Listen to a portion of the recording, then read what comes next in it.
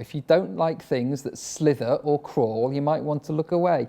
Here's our county's very own animal guru. It's Matt Norris. He's an exotic animal expert from Nottingham Trent University's Brackenhurst campus. And Matt's not on his own. Hi, Matt. Thanks for joining us on the show. Right, you've got a couple of special guests you're going to introduce us to, haven't you? So who have we got first of all? I have indeed, yeah. So I thought first we'll start with one of the animals that slithers around. So this here is this is a royal python, and his name is Sid. Is he all right? Yeah, he's himself in a bit of a tangle at the minute. One of the other names for royal pythons is ball pythons, and you can kind of see why, because he's curled himself here into a nice little football-sized ball, and they do that because it helps them feel a little bit more secure. So believe it or not, he's not tying himself in a knot. It's actually a natural behaviour for him. It does look. I was going to say it does look like, but can he get out of that? He can indeed. Yeah. In fact, most of the time he won't be in a ball, but it makes it quite handy for me today because it means I can get him in the frame all in one go. He's born for TV. He knows what he's doing. Oh, he knows what he's doing. He does indeed. In fact, one of the ways he knows what he's doing and where he is you can probably see his tongue continuously flicking out there. And they actually use their tongue to smell, bizarrely enough. And they have a very, very good sense of smell. So when he's flicking his tongue out, he's knowing exactly what he's doing. He knows exactly where he is. And one of the interesting senses that Sid has that most other snakes don't is if I were to turn off all of the lights in here and make it pitch black, I wouldn't be able to see at all, but he can actually see in heat vision. And that's because he has a series of small holes on the front of his face, which can detect heat. So because I'm warm-blooded, I'm exuding a lot of heat from my body, which means that if it was pitch black, he'd be able to see me in heat vision, even if I couldn't see him. Wow, like a police helicopter? A little bit. Yeah, a little bit. And it's a fab advantage for these guys because in the wild, they typically eat small, warm-blooded prey, so things like small rodents, potentially small birds as well. So in terms of heat vision, a little bit like the police helicopters, the reason they work so well is, again, being warm-blooded, we look a lot warmer than the surrounding environment. And the same can be said for your small rodents and your birds. Whereas Sid here is cold-blooded, which means that he's essentially the same temperature as anything that he's touching or his surrounding environment. So while other things that he wants to eat can glow in the dark, he would appear the exact same temperature as all of his surroundings. Sometimes nature just hurts my mind. That's incredible. Is that found in quite a lot of creatures, or is it just specific to this snake, or? So it's not found in many creatures at all. So it is a quirk that's evolved several different times in snakes. So you might have heard of venomous snakes before called pit vipers.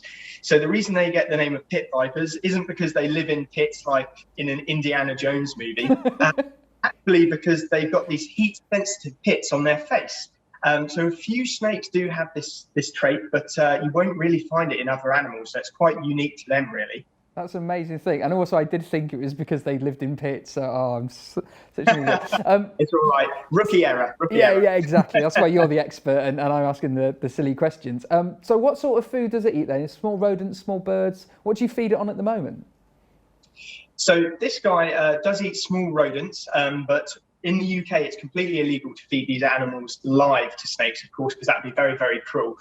So he does eat rodents, but they're ones that have been humanely killed and frozen, which we and other zoos will buy in for these animals. Wow. Does he spend a lot of the time like curled up in a ball? Yeah, he will occasionally. Yeah, so because these animals are cold-blooded, I have to provide him with all of the heat requirements he needs. So in the wild, he comes from sub-Saharan, Central and Western Africa, so quite a tropical, warm part of the world.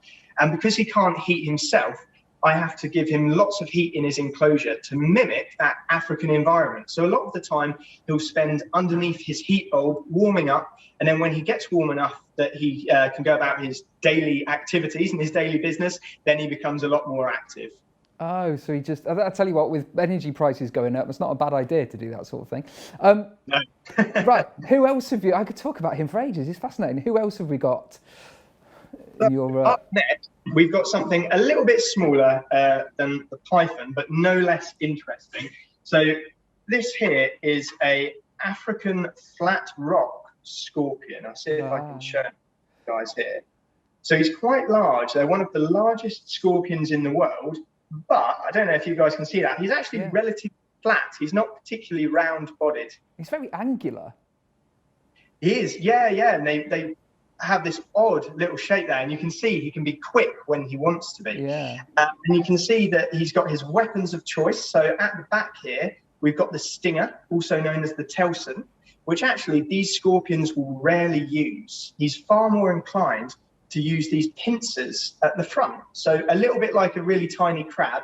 If I were to put my finger in there, there's a load of small sensory hairs that would tell him that my finger is there, and then he'd be able to close it a bit like a Venus flytrap and give me a good pinch. I'm quite tempted to say prove it, but then I think you're quite a nice guy, so I won't do that. And why is he not pinching you now then? Is he domesticated, or do they just? Is it only when they're in real danger that they go for that?